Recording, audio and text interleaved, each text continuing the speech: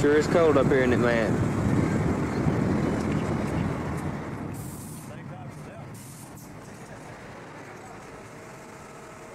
December the 11th, 1987 was a very historic day in the automotive world. It was the day that the oldest plant that General Motors was operating, that began in 1927, came to a close. And the last car off the assembly line was a 1987 Buick Grand National.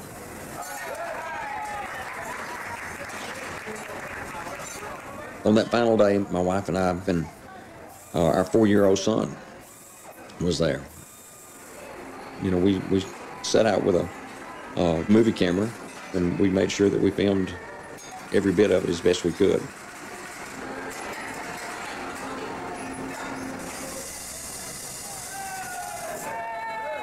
The most significant event in the plant that day, without a doubt, was when it came time for the body drop. And at that point, that's when it becomes a car. That was when it became a Grand National.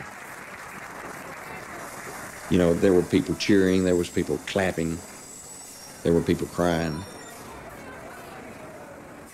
These people were losing their jobs that day. But they wanted to see that last car through. I remember a lady came up to us and gave me a big hug. And she was crying. She said, "You know, this car was built by the best. And I want you to take care of it." And I hope I've done just that. I hope I've taken care of that car.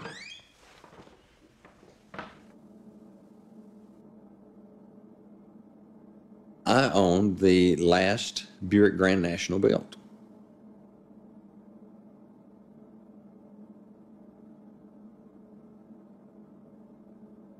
I feel really privileged to have the car.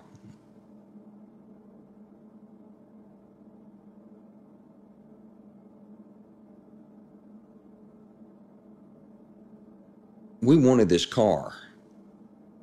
Since we had been a General Motors dealer for so many years, I felt like I should start a campaign to get the last car. And we started writing letters to Buick top management 6 months earlier, making phone calls. I was so persistent about having the last car. And Buick finally agreed. Yes, I wanted it from a collector standpoint. But you have to understand that I'm probably a little different from a lot of other car dealers. I have a real passion for General Motors, and I have a real passion for these cars.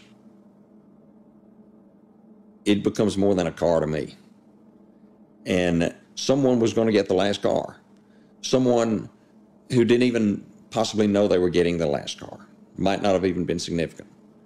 But it is a part of automotive history that should be in a museum, should be put up, and should not be driven because of what it represents. We've had the car in its bedroom since 1990, preserved in its natural state.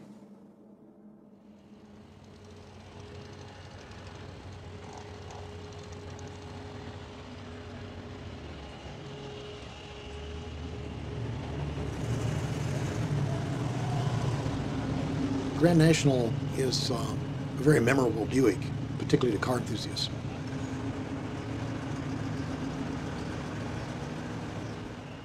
And it had rather humble beginnings. Here was a car with a Buick coat on, which is to say, traditional American, very simple, mass-produced car. They were the hot version of a type of car that's called personal luxury cars. These are two-door, sort of creased and folded shapes. And as far as what's underneath, they were body-on-frame construction, rear-wheel drive, not very sophisticated suspension or steering or braking equipment. And really the drive lines weren't very sophisticated either. But Buick had built an engine just using stock Buick parts, aided first with turbocharging, then turbocharging and intercooling.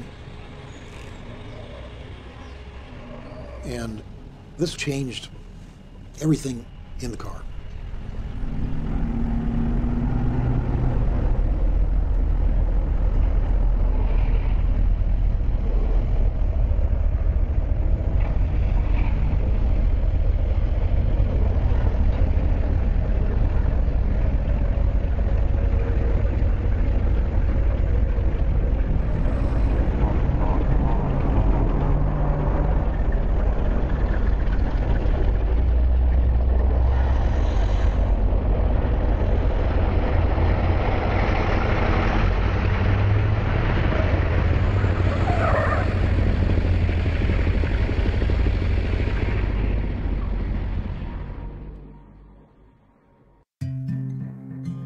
Skyhawk,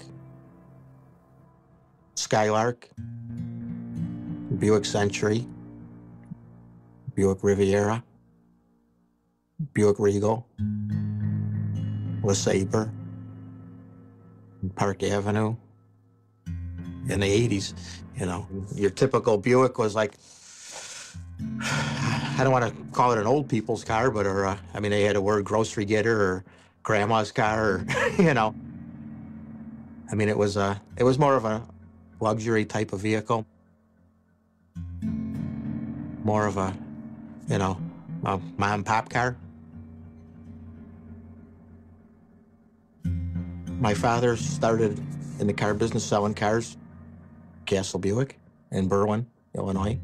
We had a little more of an older clientele, middle-aged to semi-retired or retired folks, you know, traded their car in every year. When I started selling cars at 16 years old, I mean, people would come in and, oh, you remind me of my grandson.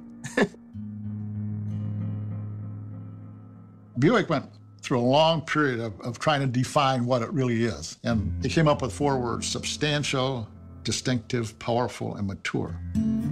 Substantial, distinctive, powerful, and mature. Those were the 4 words that describe Buick. And then overarching that, premium American motor cars. That was kind of the image. Buick was kind of not able to get the excitement, because excitement was a word that was reserved for Pontiac. At times it seemed like we were trying to describe a new Buick as almost like a living room. It was comfortable and safe and secure. Those kinds of words were very much a part of the Buick lexicon, and they were trying to live up to those words up until Lloyd Royce came in and said, we've got to do something about lowering Buick's demographics. The Grand National came at a time when Buick was flat on its back, and so it surprised a lot of people. I convinced Herb Fischel, who worked for me at Chevrolet when I was there, and Herb ran Chevrolet's performance division. I convinced Herb to come up to Buick and start a performance division within Buick division, and he did that.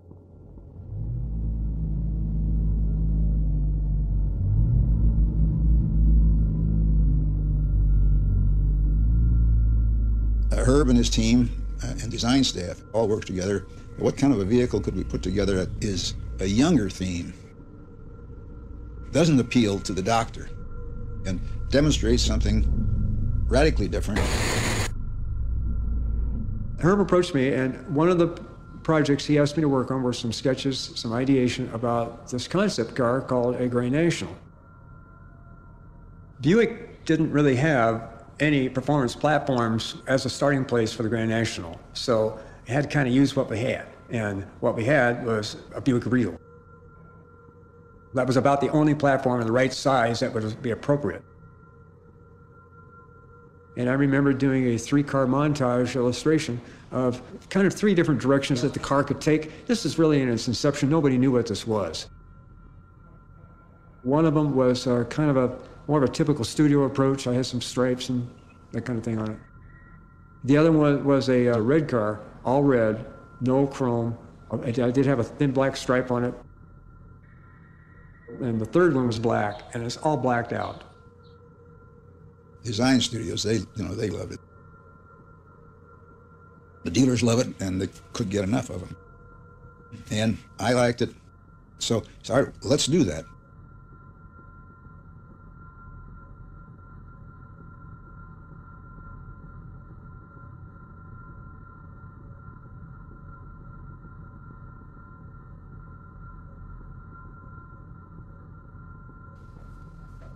First time I saw a Grand National, I'll never forget it. I was at the dealership. Walked out the door there to go get a stock number, and it was packed. We must have probably got 2 truckloads in that day of cars, and it was just packed. I mean, just almost bumper to bumper.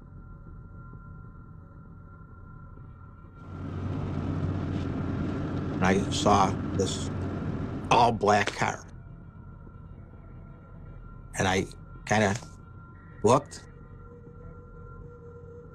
and I walked up to it, and all black, blacked out trim, sitting on Eagle GT tires, aluminum wheels. I saw a little tachometer and a boost gauge in there, 3.8 SFI turbo on the hood, little bubble in the hood. Saw a Grand National on the side fender. I said, Grand National. I thought maybe it got dropped there and maybe it was a Chevrolet, and it was just at the wrong store, needed to go down the road, or maybe an Oldsmobile, you know. You didn't even know it was a Buick until you looked on the grill.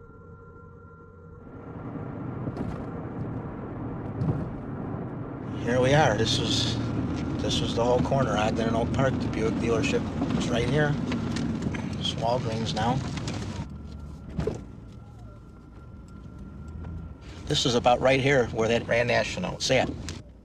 Like I say, I had no idea what I was looking at until I saw that fender and went and grabbed the keys and got in that car and started it up. It was like nothing I ever heard before. I mean, to this day, I mean, a Grand National still has that sound, or if somebody doesn't know about them, they'll, wow, that thing sounds different, you know.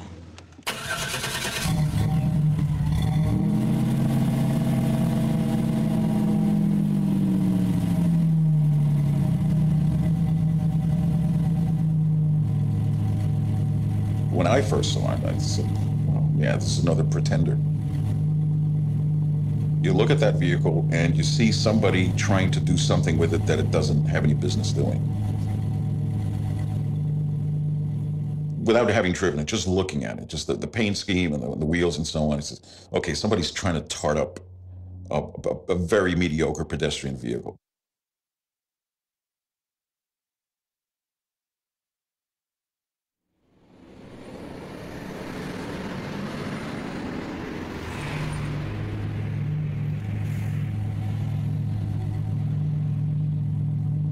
I had a lot of mixed feelings about the Grand National.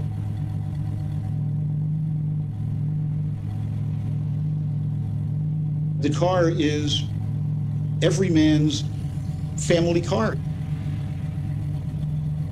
Holds 4 to 5 people, huge trunk. It's a grocery getter. It's a functional bread and butter car for Buick. It was a civilized car. A luxurious car, actually, you know, until you messed with it. I gotta go back there and get my, see some real Mustangs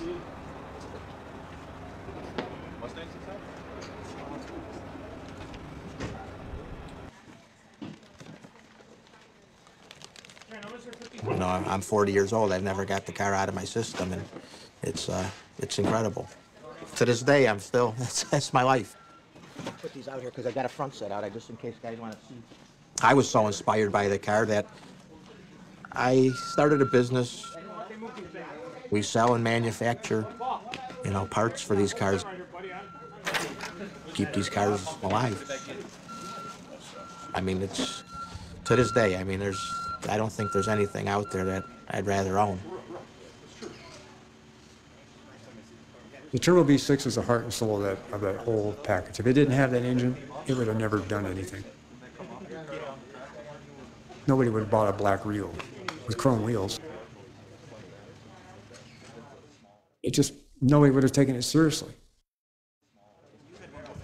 But there's more to it than just appearance. There's something inside that car trying to get out, that it's trapped in the wrong body, so to speak.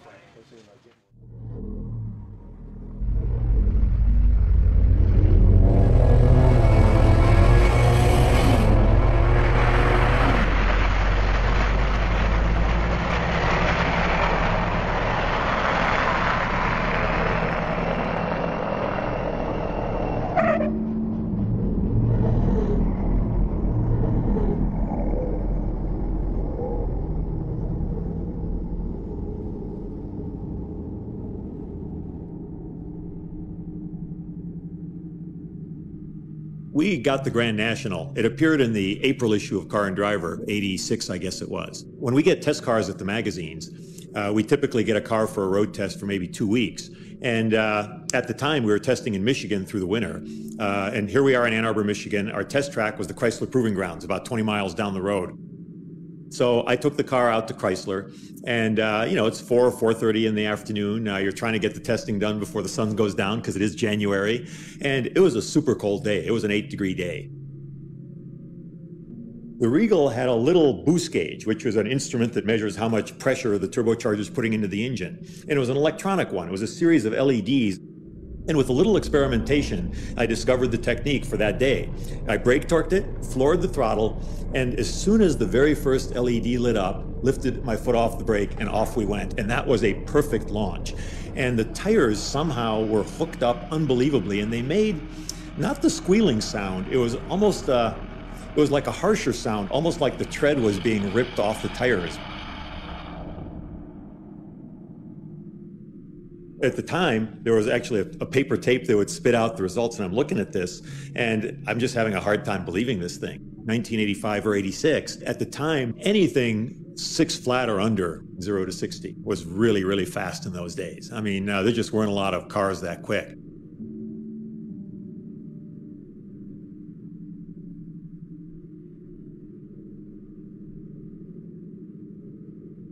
When I first saw this 4.9, my first reaction was, this is impossible. There's no way this can go that fast. Although, while doing the test, I mean, the car felt quick. I mean, there's just no two ways about it. So the reaction is amazement. And then the next thing is, well, going to do it again. And I did several of them. I mean, I did 4.5, 4.9, 0 to 60s. It might even have been a little bit quicker than 4.9, but we weather correct, and often the time improves. This time we would have been slowing it down. In the pure context of this 0 to 60 number, the Grand National was up there with the fastest cars in the world, bar none, at any price. I mean, cars that cost, 5, 6, 7 times as much as this Grand National, and it's right there with them. I mean, you wouldn't want to race them for pink slips.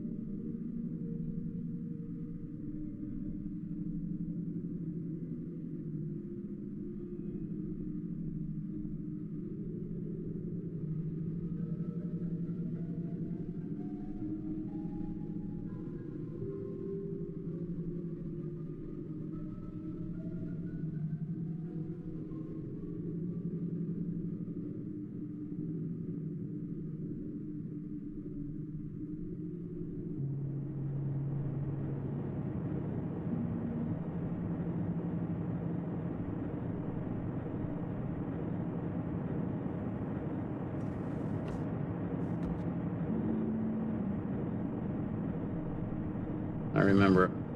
I said, well, what you got under the hood? And Frankie he said, oh, no, it's just got a 6-cylinder in it. And he popped the hood, and I stood there, and I counted spark plug wires, and I counted 1 to 6, and then I counted back down from 6 to 1, and I counted from 1 to 6.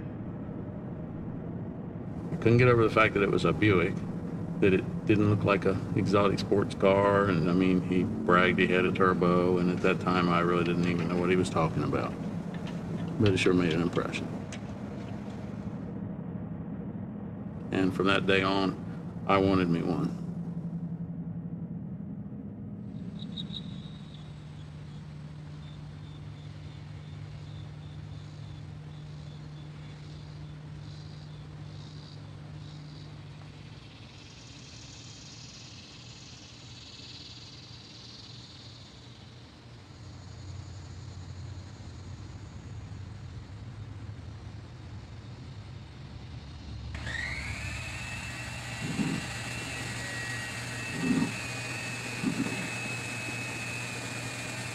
This shop was definitely not part of a plan. It just evolved. At first glance, you don't even realize how much stuff is here until you just start walking around trying to look at all of it. Some people see it and think it's absurdly crazy. Some people think they've gone to heaven when they see it, and I guess everybody just has a different way to evaluate what they see here.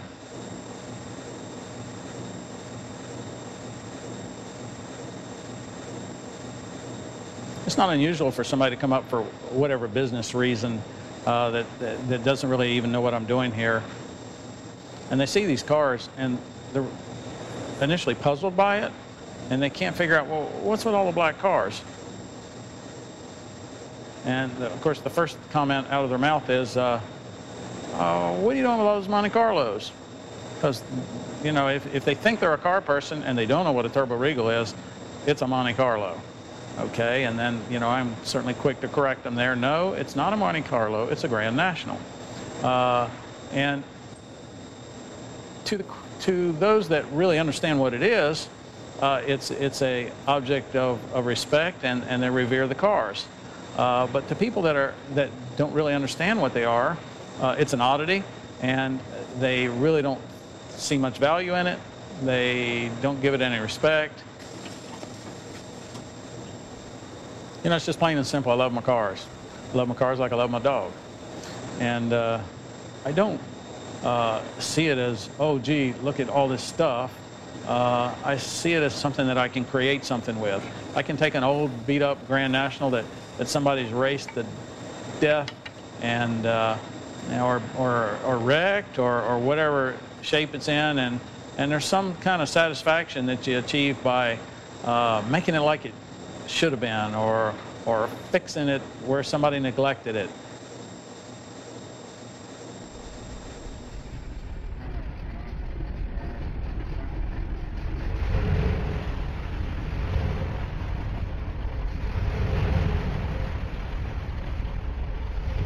A lot of people were inclined to compare the speed available in these cars to everything. And in '87, there was no Ferrari that could run with it. There was no Lamborghini. In terms of acceleration, 0 to 60 and quarter mile, the only cars that could come close were like a Porsche Turbo.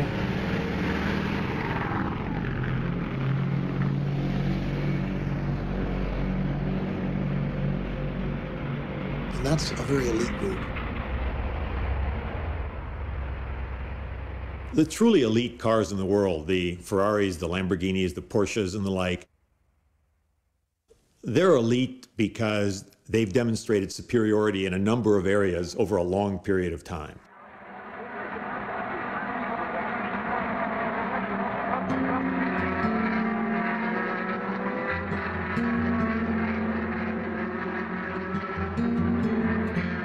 I mean, all those cars, they kind of start with performance.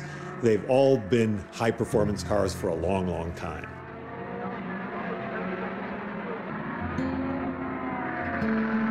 That performance aspect of their eliteness is also typically bolstered by some racing. And that gives their street car performance even more credential when there's genuine racing heritage backing it up.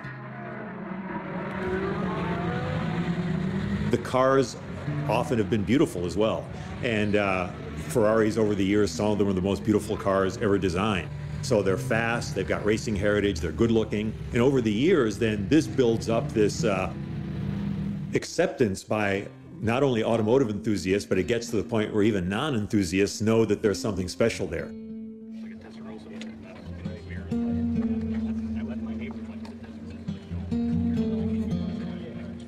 And of course, if they build great cars, the longer they build them, the more elite and the more solid their status becomes.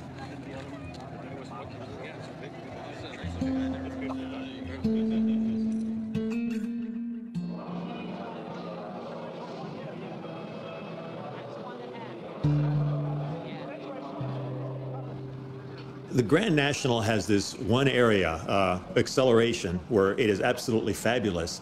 And on every other front, it just doesn't figure. You know, it doesn't have the pedigree. It doesn't have the all-around excellence. It doesn't have great styling. It doesn't have great materials. It never escaped its Americanness, is really the truth of it. And that's why it became, was limited to being a muscle car and not much else.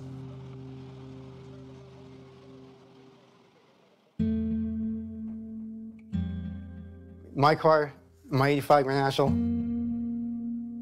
she's a twin trailer queen. Since I restored the car, I was like, there's no way in hell I'm going to risk anything happening to it. You know, I pull out of the driveway and God forbid rock hits a car, you know. Never gets driven around the block. It just goes on and off a trailer. The tires never touch the pavement. What makes it special is you're not going to find one out there like it. First of all, it's an 85, so they're rare to begin with. You know, the 86, 87, the production numbers are a lot higher. This car was limited to 2,000. Out of the 2,000, what makes it more rare is the T-tops. I restored the car from the ground up, and this car is flawless to 300%. There, you will not find one thing wrong with this car.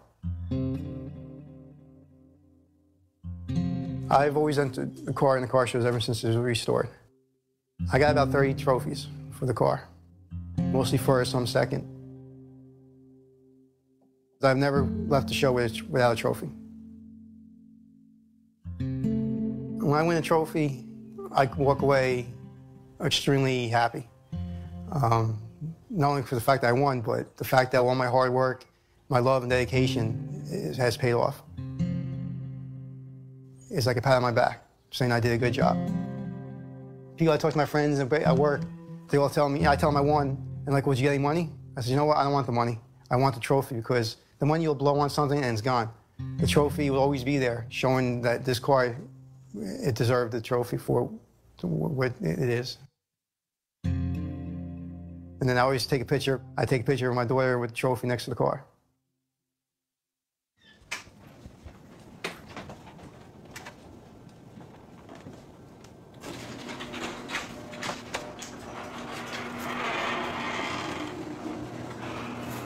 I store the car in a plastic bubble.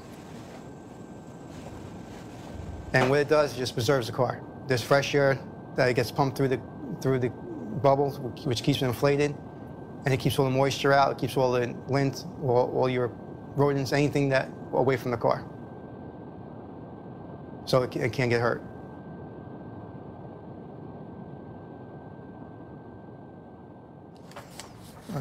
Sunday, September 27th is the last car show of the year. It's one of the biggest shows for Englishtown. They do it twice a year, spring and fall. There's a spring swap meet and a fall swap meet. I always go to the fall because the fall is always judged. The other ones are just people's choice.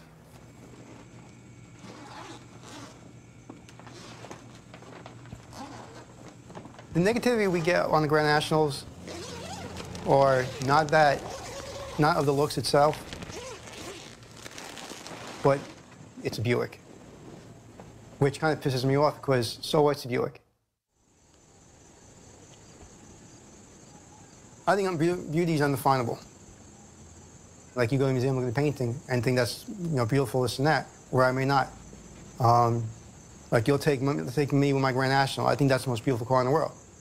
Whereas somebody else might just think it's just a car, or they may not like the car at all. To me, my cars are a beautiful painting. They're a beautiful sculpture. In terms of how much it's actually worth, my car, to me, I can't put a price on it. To me, the car is priceless.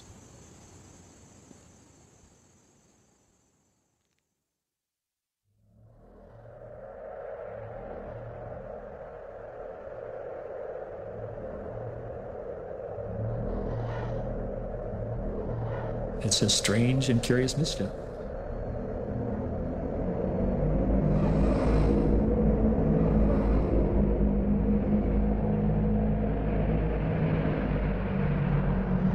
It's the inheritance of the car. It's the genes that are in there to start with.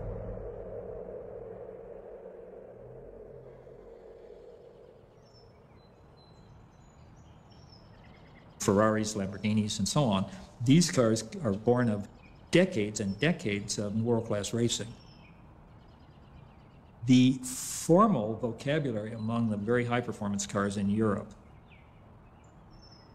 was a very biomorphic school of design, very bulbous, almost amoebic kinds of forms, very smooth, silky, amoebic forms with undulating surfaces. But you also had these slivered, angular, planar surfaces. I think of the Testarossa. And so it must have seemed kind of mystifying to the man on the street. Well, wait a minute. This Grand National is as fast as a Ferrari, but it doesn't. It's got the wrong suit of clothes on. You know, it's a tennis champ in a tuxedo. Wait a minute, this is all wrong. How did it get this boxy body?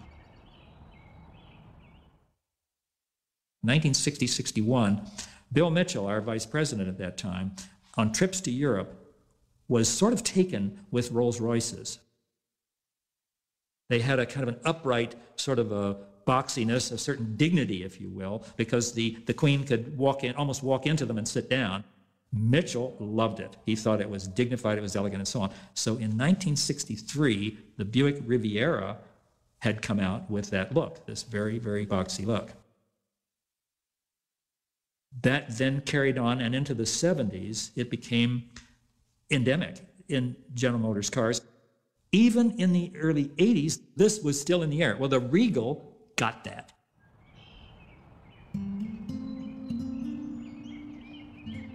Its origins were for cruising around London at probably, 30 or 40 miles an hour in this tremendously dignified car that's probably a foot higher than the cars around it because it's meant for the Queen to sit there in great comfort.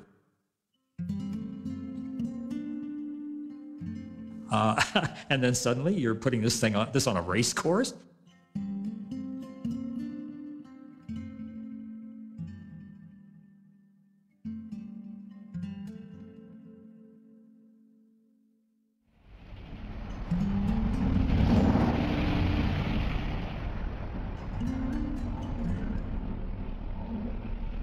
When you compare performance cars, it's not always apples to apples.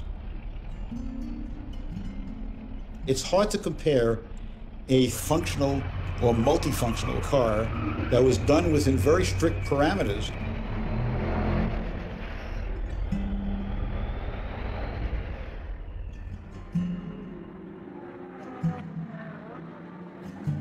to a car that is purpose-built for the ultimate sports car challenge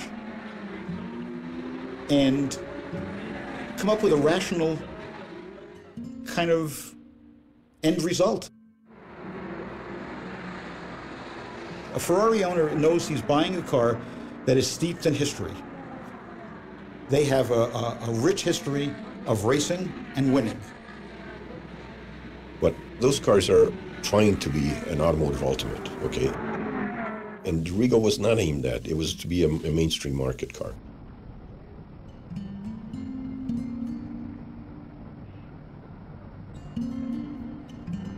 What is amazing about it is that the car performs the way it does, at 1/10 the cost of a Ferrari. And maybe that's what makes it so attractive, or the lovable aspect of the car. You know, that it was, well, maybe lowly parentage, yes. You know, look what you can do with that.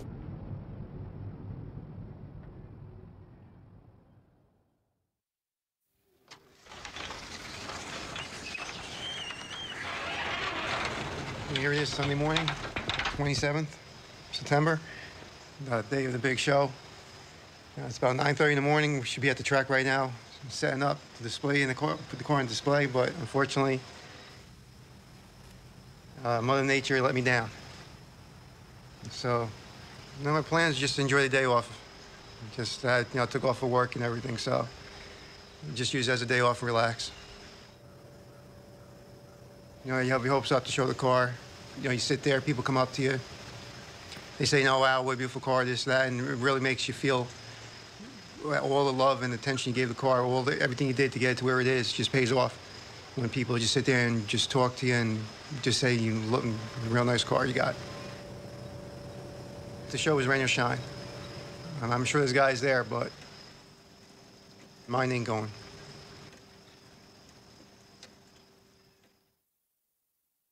The fact that this car can go as fast from 0 to 60 as some of the most celebrated and revered cars in the world doesn't really put it in the league of the most revered cars in the world. It's still an outsider.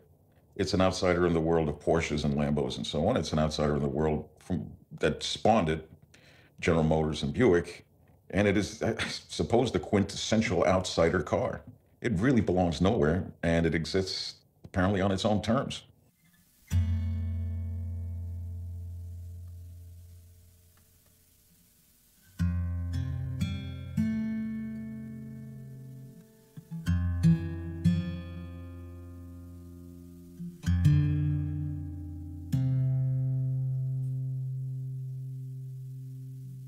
A car has a certain lifespan, and a program has a lifespan, a model has a lifespan.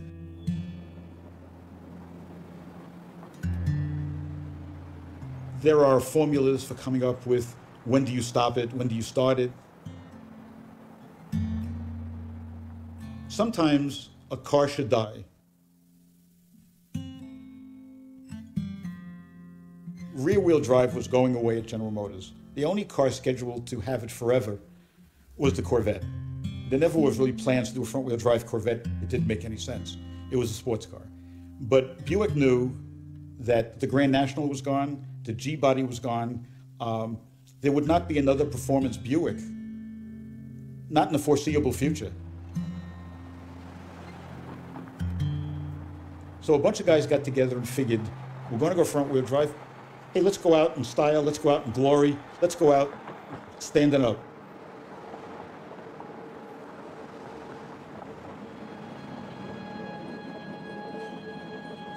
The GNX, the ultimate Grand National.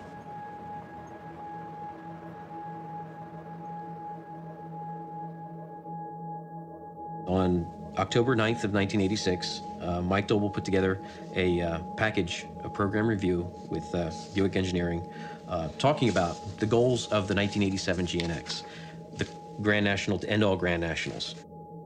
I'm reading right from the document here. Objective, create a limited production Grand National that achieves a memorable place in the history of high-performance automobiles, one that car collectors will want to own and that automotive writers will never forget.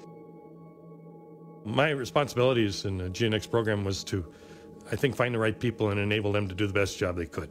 I was advanced concept and specialty vehicle manager for Buick. When I think of the GNX program, I can't help but smile.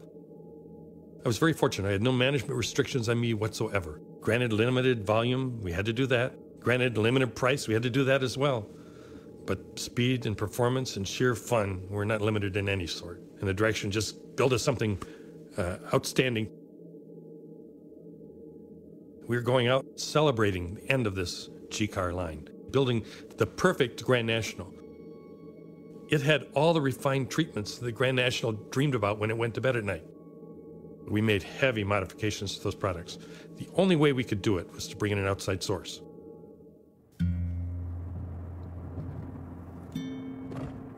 It's just down another 3/4 of a mile.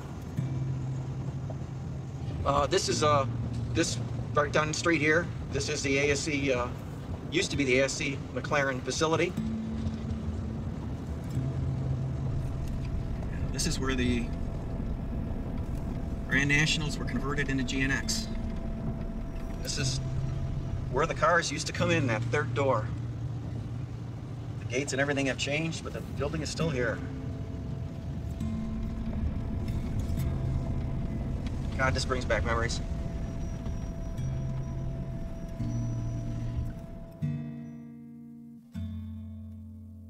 At the time when the GNX program started, I was working at ASC.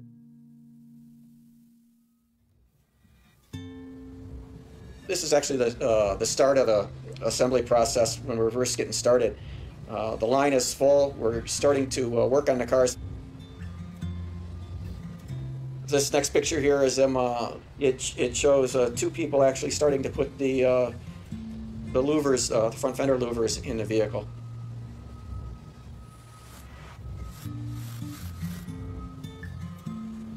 These next pictures show the removal of the turbocharger and the installation of the GNX turbo. When the GNX turbo was put in, it was probably the most significant change to the vehicle, especially to the performance. We did the rear suspension on the vehicle. That was near the end.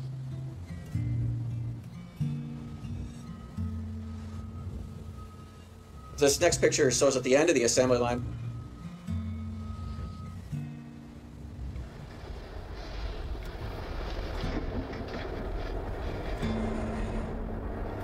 Is it a perfect car? By no means, no.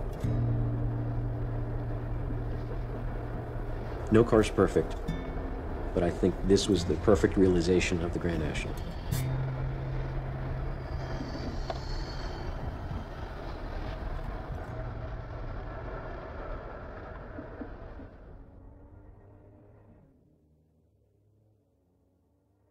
I always had a GNX in my press fleet.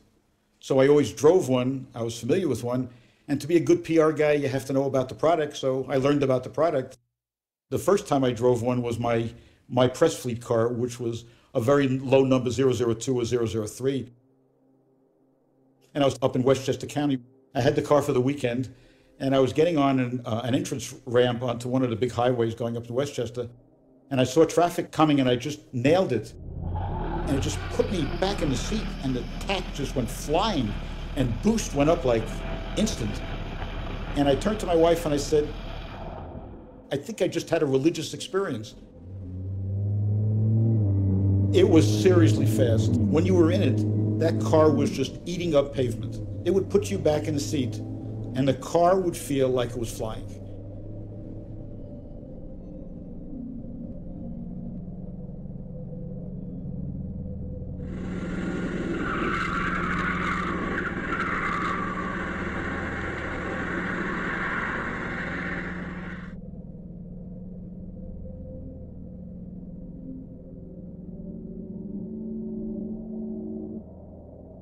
There aren't many cars that are described as axe-wielding barbarians, and that's how Tony Asenza described the GNX after he drove the car I gave him. Well, I was, at the time that I wrote this article, I was on staff at Car and Driver, and one of the many things I did was not necessarily road test cars, that was done by the technical staff, but I wrote a lot of driving impressions of new cars. I said in the article that it would lay waste to anything in its path, and that was its role in life. It was a monster.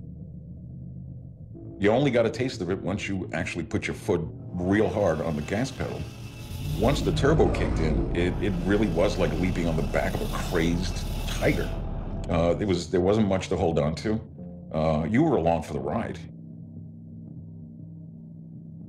I like this part. This talks a little bit about the legend of the GNX, and it has the famous video that was shot in March of 1987 when Tom Weber was driving the GNX here against the twin-turbo Callaway Vet, which was really the V8 king of the hill at the time. The GNX handily outpacing the twin-turbo Corvette in 4 out of 4 runs. And what's interesting is that as Tom Weber said, he had his wife and son in the car for one of the runs too, which makes it even more insulting to the Corvette because they had 2 passengers with them. And as they were coming through the traps, his wife said to him at the end of the run, his wife said to him, "Why is the Corvette slowing down?" And he said to her, "The Corvette's not slowing down, we're pulling away from it." And this just says it all to me. Paul Zazarine, I have a lot of respect for. He is an automotive writer. He has written many books as well as contributed to many of the automotive performance magazines. He's been around forever. And he said, "Nailing the throttle was a combination of being shot out of a cannon and getting launched off an aircraft carrier. I have never in my life seen a car that could accelerate so quickly. It was just unbelievable."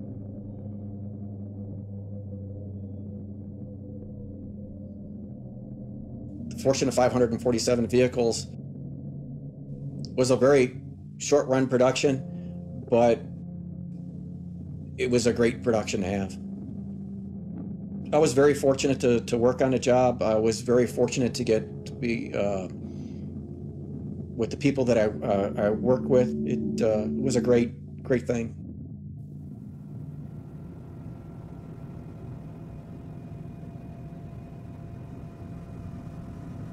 Wow. Used to be packed with vehicles. Vehicles and trailers. In fact, that fence wasn't there. It was just full of vehicles.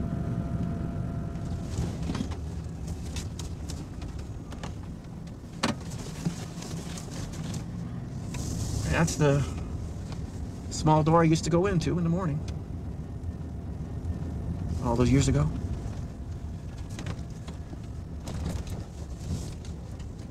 When we were done, there was never a consideration to continue the build because the plant was shut down. All the tools were pulled out of the plant for the G-body. There were no Grand Nationals or Regals to continue the build. It was gone. But we had meetings on this. We truly did. And we tried to say, what would we do next? What would we do differently? And there was nothing. There literally was nothing. We didn't feel we shortchanged the customer, the car, or ourselves at all. So, you know, with the G-body going away, there wasn't going to be another Grand National. Owners of the Grand National probably lamented the end of the line.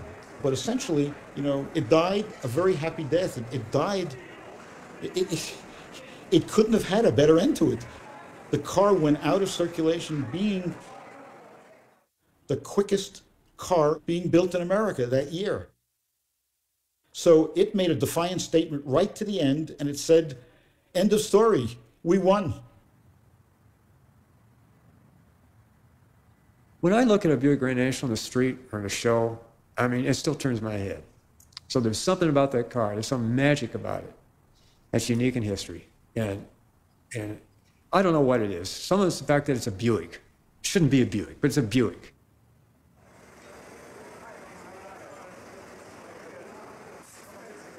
You have to understand, the Grand National fit in between a muscle car era and the computer performance age, if I can coin it that. It fit in there, and it hit a home run where nobody else could. Everything was downsized. We got bumpers, we got fuel restrictions, we got emission issues and all that. And everybody's struggling. And the 80s was a real struggle. Late 70s, early 80s was a real struggle for performance cars. And Buick hit a home run with that. The turbocharged V6 was all the low-end torque and everything. And they emerged as a winner in this vacuum of dull performance cars. And so to me, it's not a tragedy. It's a victory. It's a tremendous victory.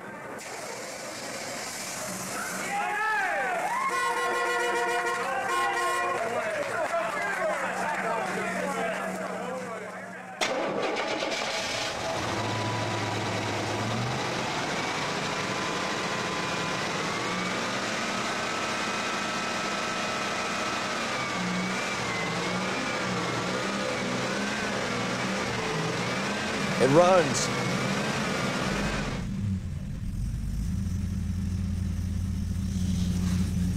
We're getting the baby out for a walk, or a cruise, I might say. After 25 years.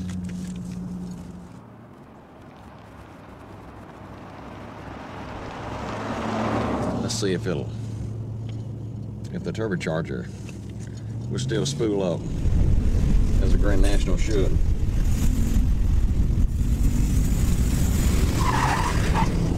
Yep. It feels good.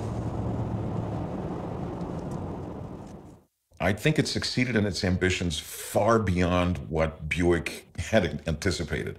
The fact that there are all these clubs, that people are still hugely passionate about it. I'm being interviewed about it 20 some odd years after the fact. It clearly made its mark.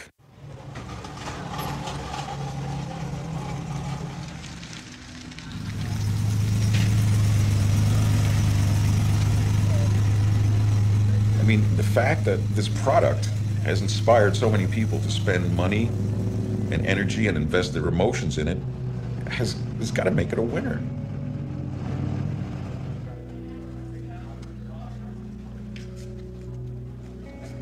We're here in Burlington, North Carolina for the first ever TurboBuick.com Nationals. And what we've done is we've combined the drag racing at Piedmont Dragway along with a technical session here at Richard Clark's place. He graciously allowed TurboBuick.com the access to his facility.